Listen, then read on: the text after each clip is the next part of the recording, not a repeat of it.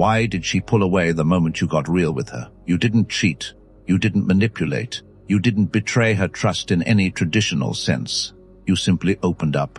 You told her about the weight on your chest, the sleepless nights, the quiet fear that you might be falling short, that the man she fell for might have been a version of you that no longer exists.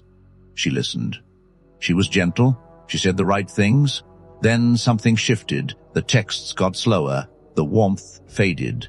That look in her eyes, the one that made every hard day feel survivable, quietly disappeared. And you've been trying to understand what happened ever since. Here's what nobody tells you. 500 years ago, a man sitting in political exile wrote something so dangerous that powerful institutions tried to suppress it. It wasn't a love story. It wasn't a self-help manual. It was a cold, precise analysis of power, human nature, and the catastrophic consequences of revealing weakness at the exact moment when strength is the only language that matters. That book was The Prince. That man was Machiavelli. And buried inside his political observations is a warning about vulnerability, one that maps onto modern relationships with an accuracy that will make you uncomfortable. Most men never hear this. The ones who do never see themselves or women the same way again. Somewhere over the last 2 decades, emotional openness became almost sacred. Share your feelings. Be raw. Be real. If she can't handle your emotions, she doesn't deserve you. There's truth in that, genuine truth. Maybe 60% of the picture. And that's exactly what makes it dangerous, because when something is 60% right, you can't see where the wisdom ends and the trap begins. Machiavelli warned against this kind of thinking, not in romantic terms, but in strategic ones. His argument was simple, applying the same approach to every situation is how capable men destroy themselves. A ruler who shows mercy in every circumstance will eventually be destroyed by those who exploit that mercy. A ruler who spends generously in every situation will eventually have nothing left to give. The quality itself isn't the flaw. Using it without reading the room, that's the flaw. Vulnerability operates by the same rules. There are moments when letting someone see your interior world deepens a bond so completely that nothing could break it. Moments when your honesty disarms her and pulls her closer than years of surface conversation ever could. And then there is one specific moment, one precise window when doing the exact same thing produces the exact opposite result. When openness doesn't draw her in, it pushes her out permanently. Understanding the difference between those two moments isn't optional, it's everything. In chapter 17 of The Prince, Machiavelli raises the question everyone quotes at dinner parties. Is it better to be loved or feared? But almost no one reads what follows that question. And what follows is where the real insight lives. He says a ruler can be feared without being hated, and he can preserve that balance through careful conduct. But then he adds something that most people skip entirely. When a ruler is commanding in a time of crisis, when circumstances demand authority above everything else, the ordinary rules shift. What works during stable times becomes a liability during unstable ones. Translated out of political language, context is everything. The same action that strengthens you in one environment destroys you in another. And the environment you're in at any given moment determines which version of yourself serves you. Your relationship has these two environments. Call them peacetime and wartime. Peacetime is when the relationship is settled, when she's already made up her mind about who you are, when trust is established and her respect for you isn't in question. In that state, vulnerability is one of the most powerful things you can offer. It gives her access to parts of you that nobody else sees. It makes her feel trusted, chosen. It bonds you. Wartime is different. And wartime is exactly what Machiavelli is warning you about. So what does wartime look like in a relationship? It's when her trust in you is still forming and hasn't solidified yet. It's when you just experienced a visible failure and she's watching how you respond. It's when there's been conflict and she's quietly reevaluating the version of you she thought she knew. It's when another man has entered her awareness and she's making subconscious comparisons. It's when she tested you, pushed a boundary, said something cutting, and you didn't hold your ground. In any of these moments, her respect for you is in motion. It hasn't settled. It's still searching for its final shape. And in that fluid state, every signal you send lands with 10 times the weight it normally would. This is precisely when most men choose to open up, and the reason is heartbreaking in its logic. They feel the distance, they sense something shifting, and every instinct tells them to close the gap, to be more honest, more open, more real, believing that rawness will rebuild the connection. It's the right impulse applied at the worst possible moment. Because when she's already questioning your strength, your vulnerability doesn't read as courage, it reads as confirmation. Confirmation that the doubts she's been sitting with are valid. Confirmation that the cracks she sensed are actually there. Machiavelli observed this pattern repeat across centuries of leadership failures. The ruler who sensed unrest and responded by appealing to people's sympathy, by admitting his struggles and asking for patience, almost always accelerated his own collapse. Because people in a state of doubt aren't looking for more information, they're looking for resolution. They want the doubt either confirmed or eliminated, and vulnerability during doubt confirms it. Every time. The ruler who sensed unrest and responded with calm, decisive action, who showed clarity instead of confusion, removed the doubt by making doubt impossible. Her respect for you is not a fixed number you earn once and keep permanently. It's alive. It breathes. It shifts in real time based on what she observes. And it has a threshold. Cross below it, and the entire lens through which she sees you flips. Machiavelli wrote that once a ruler loses the genuine respect of his people, no external resource can restore his position. Alliances, resources, strategy, all of it becomes meaningless because the foundation beneath everything has been removed. The same architecture exists in attraction. When her respect for you is intact, she gives you the benefit of the doubt on everything.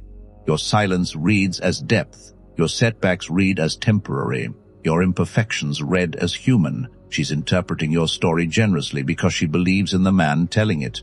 When her respect drops below a certain point, the same behaviors mean something completely different. Your silence becomes emotional unavailability, your setbacks become a pattern.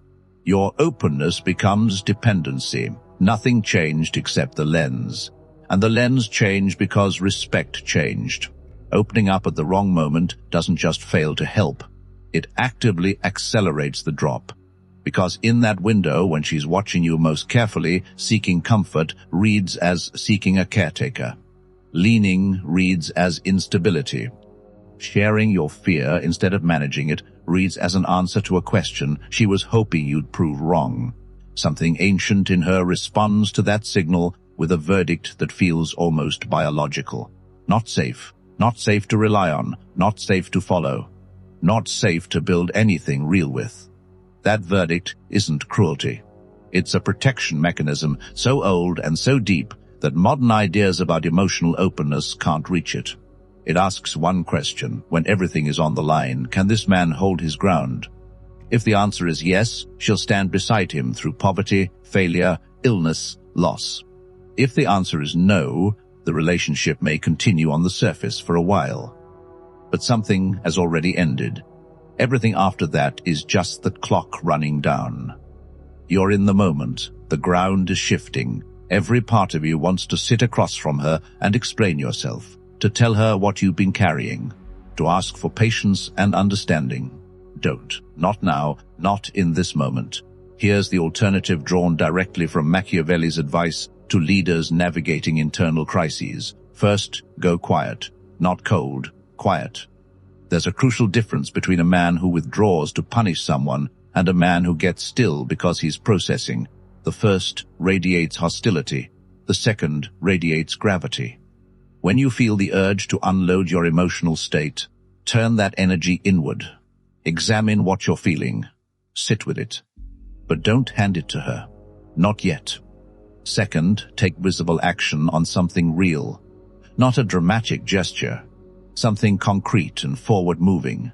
If things have gone sideways professionally, don't spend 3 days processing on the couch. Spend 3 days moving, sending messages, building plans, making calls. Not because grief isn't valid. It is. but because action during difficulty communicates everything she needs to see without a single word being spoken.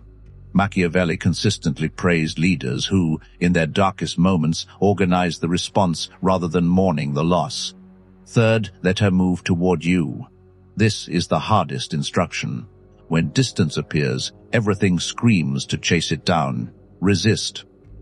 Chasing during this moment tells her that your fear of losing her outweighs your ability to handle the situation. Instead, be present when she's present. Be warm when she engages, but don't pursue what isn't being offered.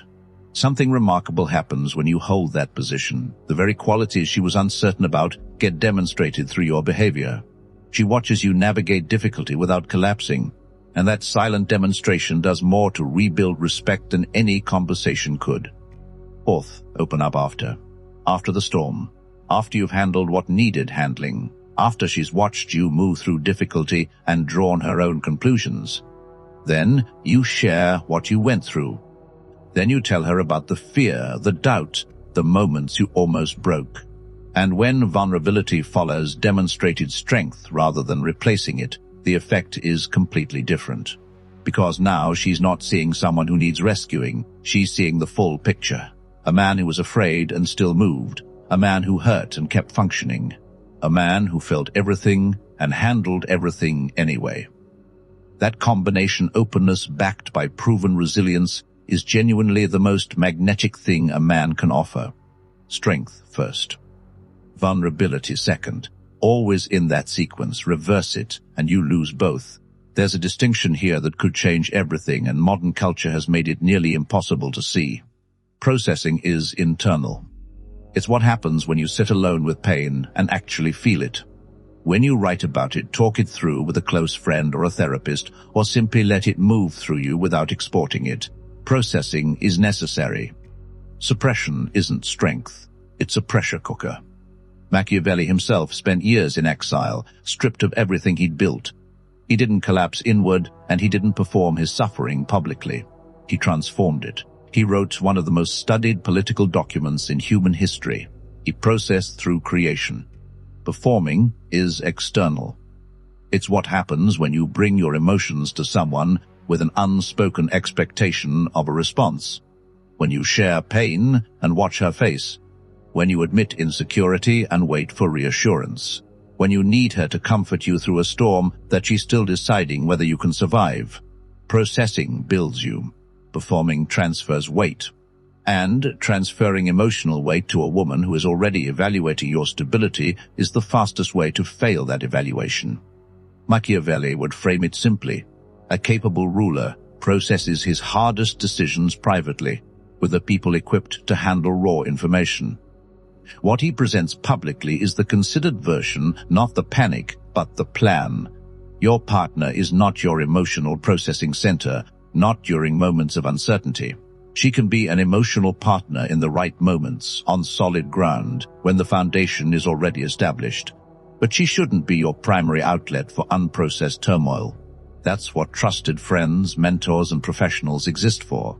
When you load that weight onto her at the wrong moment, you're not being open, you're being unfair, and the result is a connection that weakens under the very thing that was supposed to strengthen it. If there's a wrong time to open up, how do you create the right time? Machiavelli answers this when he discusses fortifications. His argument, the time to build your defenses, is during peace, not when the siege has already begun. The ruler who waits until the enemy is at the gate to start constructing walls has already lost. He just hasn't received the news yet.